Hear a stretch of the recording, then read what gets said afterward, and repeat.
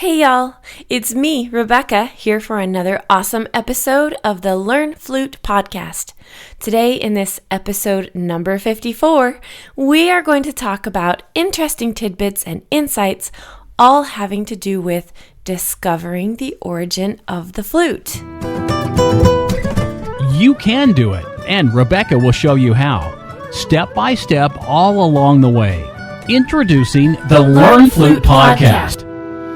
Well, welcome back to another great audio today. I'm especially excited because as I think of the different subjects to present here for you, I come up with hundreds of ideas, and then I wonder which ones I should talk about first.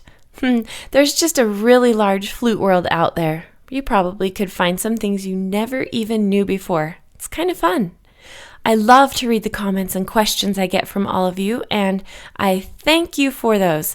I really do try to present interesting subjects and information that can enhance your flute life even more and just make the journey even more amazing for you. It'll never ever get boring at Learn Flute Online, I promise. Today we're going to take a little walk back in time, which will be fun. I don't think I've talked about this before at all with you, and that is the subject of what and where and when did all this flute stuff start anyway? Well, basically, what is the origin of the flute and why does it matter to us today?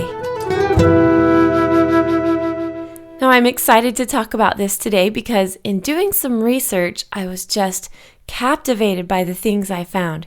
I spent probably way too much time looking up pictures and different articles written by smart historians who've spent a lot of time researching this, and I thank them for it because I found a lot of great stuff all packaged neatly on a few different resources.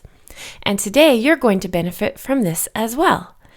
Well, let's start at the very beginning, shall we?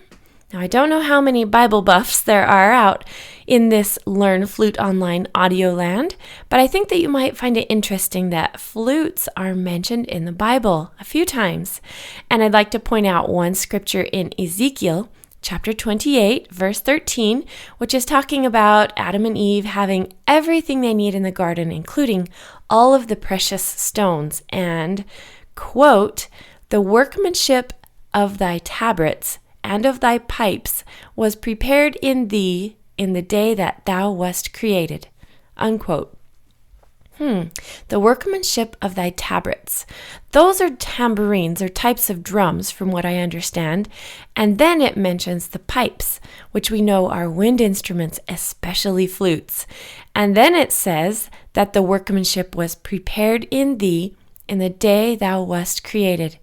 Now, honestly, I think this is kind of cool because this is telling us that we had music in us before we were even born here.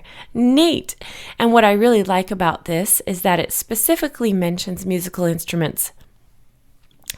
I've often wondered if I'm going to have a good flute in heaven. I figure I've spent all this time here on earth learning and teaching how to play the flute that it would just be so sad if I didn't get to continue when I get to heaven. I've worried that I'm going to have to just be in the choir. Singing in choirs are great and everything, but I really do prefer to be the soloist to the side of the choir. It's like what do they say? The icing on the cake, the cherry on the top, or I'm not sure what other sayings we can add to this.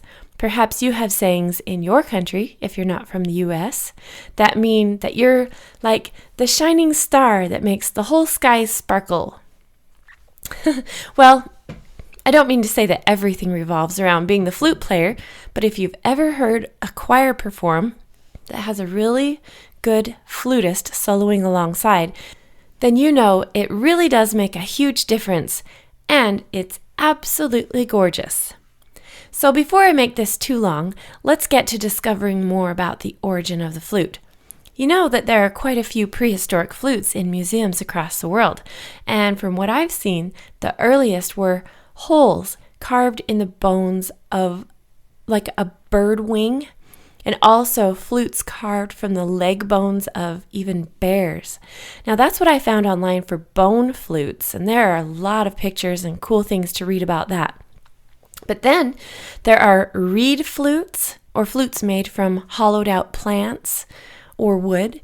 Now these are cool, and I know they're fun to use as well, because when I've taken my boys hiking, they always sit down as we rest and they find something to make a flute out of, like a blade of grass or a reed or a tuber of some sort. And my two oldest boys especially can do some pretty good performances from even just a plastic straw as well. So as we've discovered so far, there were a lot of different types of flutes around the world, even in the earliest days. You can look up pictures online of some of these. They're kind of cool looking and pretty easy to guess what they may have sounded like, since there are still many traditional flutes in all countries that are very similar in make, size, shape, and material. My parents like to travel, and one fun thing they've been doing for me since I was a young girl is that they've been gathering flutes and instruments from around the world. What fun, huh? I have real canas from South America, as well as Russian spoons and different items from around the world, which, by the way, have all debuted on different performance CDs that I've been a part of. Different materials make varying sounds, and it's just another part of the spice of life. I have ocarinas from different lands, and I actually had fun discovering beautifully artistic ocarinas when I was at the National Flute Convention this year.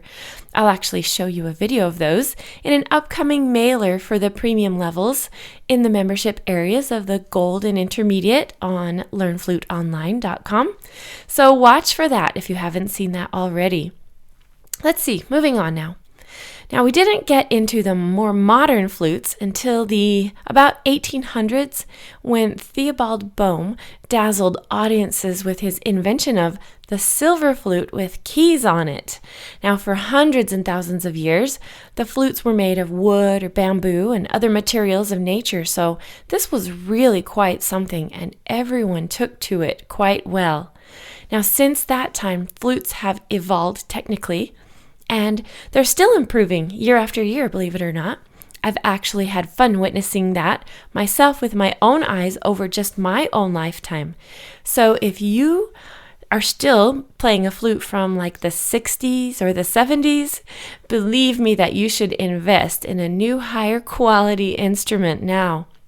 You'd be really surprised at how well you can do nowadays with a new precision, like the new precision cutting and even a few new keys. It's really quite remarkable.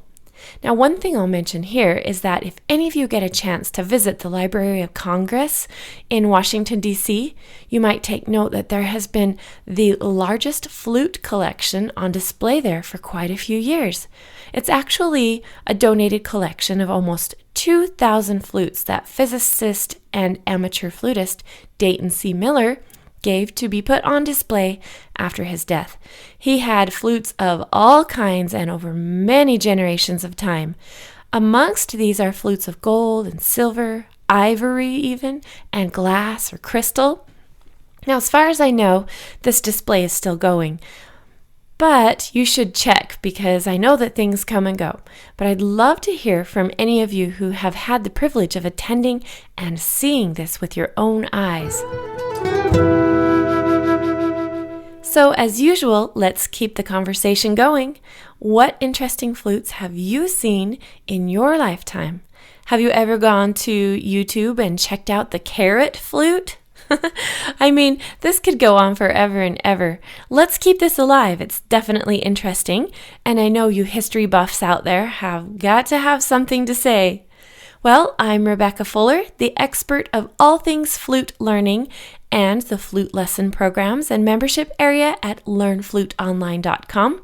I hope you join us in a lesson this week. I'll see you all next time. Thanks for listening today. Remember that this is where people of all ages, such as you, can come, learn, and play the musical instrument flute in an easy-to-follow, organized manner, and in the privacy and comfort of your own home, on your own schedule.